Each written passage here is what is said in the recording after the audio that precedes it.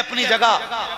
लोग बयान करते हैं चादरें छीनी गई, तुमने रिवायत पढ़ी, लेकिन मुझे ये रिवायत हजम नहीं होती, मुझे ये रिवायत हजम नहीं होती। मैं कहता हूं मनाक़िब बयान करो, लेकिन उतना जितना शान के लायक है। जज्बात में थोड़ा ख्याल रखा करो कि कहीं बात उनकी शान के खिलाफ ना हो जाए। कैसे? पूछिए, राबिया बसरिया हैं, अपने बिस्तर पे लेटी हैं, चोर आ गया। इन उलमा से पूछिए, चादर उतारने के लिए हाथ बढ़ाया, अंधा हो गया। सो रही थी, हाथ बढ़ाया, अंधा हो गया। फिर हाथ बढ़ाया, फिर अंधा हो गया। पीछे कर ली, आंख मिल जाती थी। 3 मरतबा नहीं, एक रिवायत के मुताबिक 11 मरतबा हाथ बढ़ाया। फिर सर पकड़ के कहने लगा, ये क्या माजरा है कि इसकी चादर उतारना चाहता हूं, रोशनी चली जाती आंख की। आवाज आई, नादान, राबिया सो रही है लेकिन इसका खुदा देख रहा है। वाह वाह वाह। यार, जो खुदा राबिया बसरिया की चादर नहीं उतरने देता, वो करबला में सैयदा ज़ैनब की चादर कैसे उतरने देगा? वाह वाह। सोचो जरा। एक बात और बता दूं, हजरत इमाम अहमद बिन हम्बल, गौर करो यार, हजरत इमाम अहमद बिन हम्बल, ये कुर्बानी अपनी जगह है, लेकिन इज्जतों का लुटना ये अपनी जगह।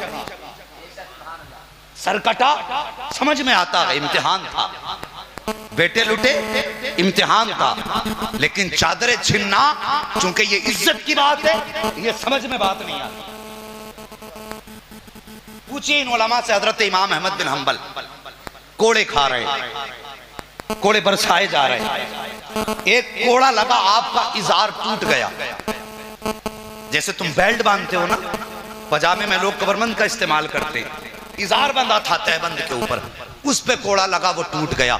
जब टूटा ना, आंख में आंसू आ गए, रूह की आसमान की तरफ। कहते हैं, या अल्लाह, कोड़े खाता रहा, कोई सवाल न किया, पिटता रहा, या अल्लाह, कोई शिकवा न किया। मेरे परवरदिगार, अब तो मेरी इज्जत की बात आ गई है, या अल्लाह, इजार टूट गया है, मेरी इज्जत की हिफाजत फरमा। इतनी कहने की देर थी तो हाथ नमूदार हुए हैं, आके इमाम अहमद बिन हम्बल के इजार को थाम लिया है। जैसी तो हाथों ने आके आपके सत्र को छुपाया, जो कोड़े मार रहा था, उसने कहा, यार बता तो सही, ये हाथ जो तेरी इज्जत बचाने आए थे, ये किसके हाथ थे? मुस्कुरा के इमाम अहमद बिन हम्बल ने कहा था, तूने इतना भी नहीं जाना, और जिनके लिए मार खाता रहा हूं वही आके इज्जत बचाने लग गए हैं। अल्लाह अकबर। मैं कहना चाहता हूं, अगर इमाम अहमद बिन हम्बल मुस्तफा के नाम पे मारे खाते रहे, आका उनके सत्र की हिफाजत करते हैं, तो अगर इमाम अहमद बिन हम्बल की इज्जत बचाने के लिए मुस्तफा आ सकते हैं, तो फिर ज़ैनब की इज्जत बचाने के लिए अली क्यों नहीं आ सकते? बयान दो भाई, उनकी चादरें कौन छीन सकता था? खुदा की कसम, जिनकी इज्जत की हिफाजत की जिम्मेदारी खुदा ने ली है। तवज्जो आपकी ये है ज़ैनब। अब जरा तवज्जो कीजिए, जब ये मदीने से चलने लगे, आपने पूरा बयान मौलाना फुरकान साहब से सुना, मदीने से रुखसती भी सुनी।